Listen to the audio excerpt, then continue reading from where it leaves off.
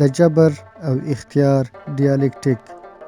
دا کتاب د هیواد د نامتو څېړونکي استاد ارواښاد ډاکټر صاحب پوهاند سید بهاالدین مجروح لیکل شوی اثر دی چې زه عبدالله تکل یې تاسو ته په غږیزه بڼه خپروم په دې هیله چې د خوښې وړ مو وګرځي.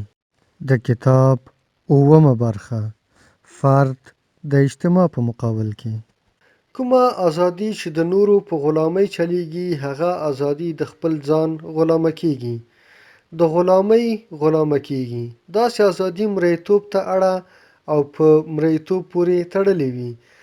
که غلامي لاړه شي نو ازادي هم له منځه ځي. نو ځکه د غلامۍ او بادارۍ په نړۍ کې رښتینی مری په خپله بادار وي او د زمانې په بهیر کې غلامیږي او غلام رښتینی ازادۍ ته رسیږي.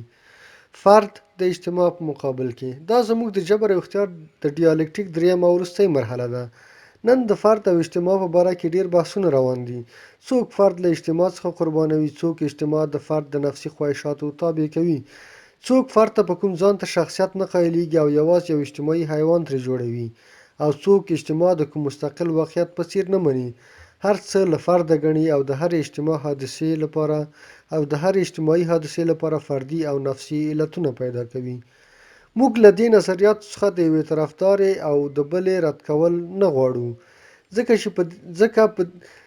چې په دې شکل موږ د دې نظریاتو مخالفت کوو. موږ د انسان د فردیت یا اجتماعیت جنبه د انسان د تکامل په لړ کې یوه تاریخي مرحله ګڼو. د فرد او اجتماع په منځ کې یوه ټینګه متقابله رابطه موجوده ده او موږ ولیده چې انسان د خپل نفس په مقابل کې هله ځان د نفسي جبر په زنځیرونو تړي، کله چې اجتماعي حس له اجتماعي واقعیت څخه په خپله نفسي نشونما کې غلطه استفاده وکړي. موږ په دې اوسني بحث کې غواړو د انسان د محسوس او حیاتي جنبه مطالعه کړو، یعنې دا د انسان رابطه ده له نورو سره. لومړی به موږ د اجتماعي علم بنیادي مشکلاتو ته اشاره وکړو. بیا به د مثال په ډول د یوه نومیالي متفکر نظریات د فرد او اجتماع په باره کې لنډ بیان کړو، او په دې شان چې د فرد او اجتماع په مسله څه ناڅه رڼا واچول شي، نو په آخر کې به موږ د دې دواړو رابطه د ډیالکټیکي قانون په اساس وسنجوو. دلته به د جبر او اختیار مسله موږ ته خپل رښتینی شکل راښکاره کړي. دا یو نفسي حقیقت دی چې هر څومره یو شی یا یو موضوع انسان ته زیاته نږدې وي، هم په هغه اندازه د دې شي او د دې موضوع پیژندل ګرانیږي. کوم شی چې زموږ په شخصیت پورې جوخت تړلی وي، د کوم شي سره چې موږ عادي یو، د داسې شي علمي پوهه هم له موږ سره چندان نه وي.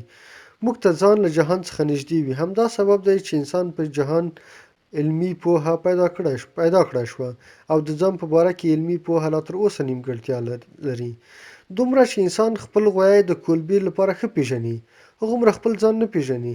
دومره چې یو دهقان د غنمو اقسام پیژني او د هغې په طبقه بندۍ پوهیږي، هغومره د انسانانو په طبقه بندۍ نه پوهیږي او د انسانانو په مختلفو طبقاتو او په مختلفو نژادونو یې فکر نه رسیږي.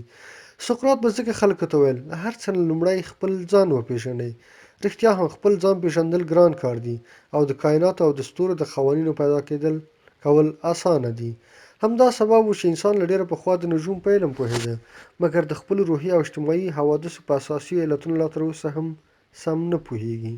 پوهه دوه ډوله ده، یوه علمي پوهه ده او بله عادتي پوهه. له یو شي سره عادت او آموخت د انسان فکر ته یو غلط تسکین ورکوي، ناقراره فکر بیده کوي او هر نوی شی او یا هره نوې موضوع چې موږ د خپلو عادتو په چوکاټ کې داخل کړی شو، زموږ دا ګمان شي چې موږ په دغه شي یا په دغه موضوع پوه شو، او دا یوازې ګمان وي. فکر ځان په خپله غولوي او ځان ته غلط تسکین ورکوي. د علمي پوهې لومړی قدم د عادتي پوهې په مقابل کې مقاومت دی. د علمي پوهې لومړی کار د عادتي پوهې خام تارونه لړزول دي، د هر څه په باره کې تعجب کول دي او په هر څه کې تپوس کول دي.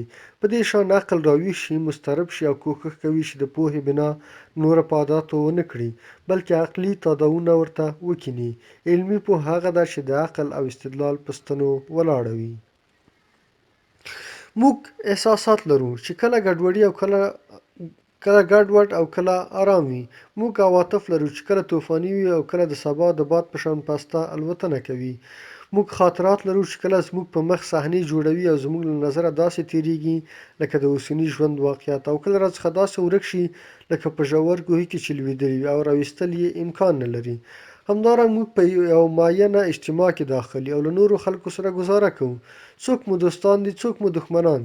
د چا صفت کوو، د چا غیبت کوو، له چا نه ګیله کوو، د چا پورې تهمتونه وایو. له بلې خوا موږ هره ورځ په خپلو خبرو کې ځینې مفاهیم استعمالوو لکه حقوق، مسؤلیت، خپلوان، رسم او رواج، دارایي او داسې نور. موږ خرید او فروش کوو، قراردادونه کوو. د روحي حوادثو په شان اجتماعي حوادث هم موږ ته دومره نږدې دي او موږ ورسره عادت شوي یو چې زموږ علمي پوهه د دې شیانو په باره کې ډېره کمه ده. څوک پوهیږي چې د یوې خاطرې د هېرولو او بیا رادولو روحي او نفسي علتونه څه دي؟ څوک پوهیږي چې اجتماع څه شی ده؟ مسؤلیت، رسم او رواج، دارایي څه اجتماعي علتونه لري؟ څرنګه تشکیلیږي، څرنګه راپیدا کیږي او څرنګه له منځه ځي؟ د دې ناپوهۍ سبب دا دی چې هغه وخت په یو شي باندې علم پیدا کېدای شي چې د شي او د شخص په مقابل کې فاصله پیدا شي، چې د شي او شخص په منځ کې فاصله پیدا شي، چې شی او شخص یو له بل سره جدا شي. د پوهې اول شرط د عالم او معلوم جداوالی دی. که موږ د انسان د علم تاریخ ته وګورو نو رامعلومه به شي چې انسان لومړی په هغو شیانو علمي پوهه پیدا کړه له کومو سره چې انسان طبیعي فاصله او جدایي درلوده، او له کومو شیانو سره چې دا طبیعي فاصله نه درلوده داسې شیانو پوهه هم ډېره وروسته راپیدا شوه. او هغه وخت راپیدا شوه کله چې د انسان فکر کافي تحول او مخکې تګ کړی و او دا فاصله د عقل په زور پیدا کړی شوه. همدا سبب دی چې د انساني فکر په تاریخ کې طبیعي علوم لومړی راپیدا کیږي. انسان لومړی د ستورو او د اسمان په باره کې په فکر بوخت شي او د نجوم علم یې منځته راوړ. د انسان او د ستورو په منځ کې طبیعي فاصله د دې سبب شوه چې د انسان فکر په اسانۍ او سهولت دې خواته متوجه شي. په دې شان نور علمونه راپیدا شول لکه فزیک، کیمیا او ډېر زر مخکې لاړل تر څو چې انسان ژوندیو موجوداتو ته متوجه شو او بیولوژي راپیدا شوه. د دې علم د وروسته راپیدا کېدو علت هم دا دی چې د انسان او د ژوندیو موجوداتو په منځ کې دا طبیعي فاصله کمیږي. ډېر وروسته انسان ته دا فکر پیدا کېږي چې روحي او اجتماعي حادثې هم د علمي پوهې په چوکاټ کې راولي. دا هغه وخت دی چې د انسان فکر په کافي اندازه تکامل کړی او دې اندازې ته رسیدلی دی چې انسان کولای شي په کومو موضوعاتو کې چې د شي او د شخص په منځ کې طبیعي فاصله نه وي د عقل په زور فاصله او جداوالی پیدا کړي. په دې شان اجتماعي واقعیت او روحي حوادث د علمي مطالعې لاندې راغلل.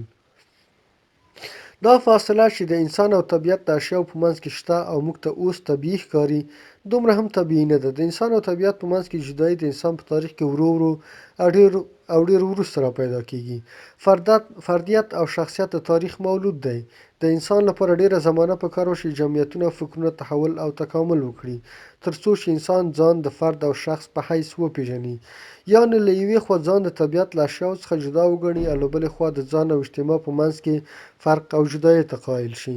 د انسان په فکري تحول کې دا د فردیت او شخصیت اکتساب یو لوی انقلاب دی ځکه چې تمدنونه له دې انکشاف څخه پیدا شول، علمونه له دې انکشاف څخه راووتل او د نن ورځې متمدن انسان هم د دې انکشاف مولود دی. د انسان او طبیعت په منځ کې د جداوالی انسان ته دا موقع ورکړه چې د طبیعت په اشیاو فکر وکړي او علمي عقلي پوهه پرې پیدا کړي. د دې فکر نتیجه د نن ورځې طبیعي علوم دي او د انسان او اجتماع په منځ کې جدایي انسان ته دا لار پیدا کړه چې خپل ځان ته متوجه شي او پوه شي چې له ټولو لومړی پکار دی چې انسان خپله ځان وپېژني. ځکه چې که انسان خپل ځان ونه پېژني د اسمان په ستورو باندې علم به یې څه پکار شي؟ که عالم د خپل ځان لپاره نامعلوم شی وي نو په اشیاو باندې علم به څه ارزښت ولري؟ که موږ ځان ونه پېژنو نو د جهان د پېژندنې معنا به څه وي؟ د دې فکر نتیجه د نن ورځې انساني علوم دي. فرد څه دی؟ اجتماع څه ده؟ او د دوی په منځ کې څه رابطه شته؟ دا زموږ د دې برخې دویم سوال دی. ویل کېږي چې فرد یو جلا موجود دی او ځان ته مخصوص صفات لري او اجتماع یو مستقل واقعیت دی چې له فردي حقایقو سره تشبیه کېدای نشي.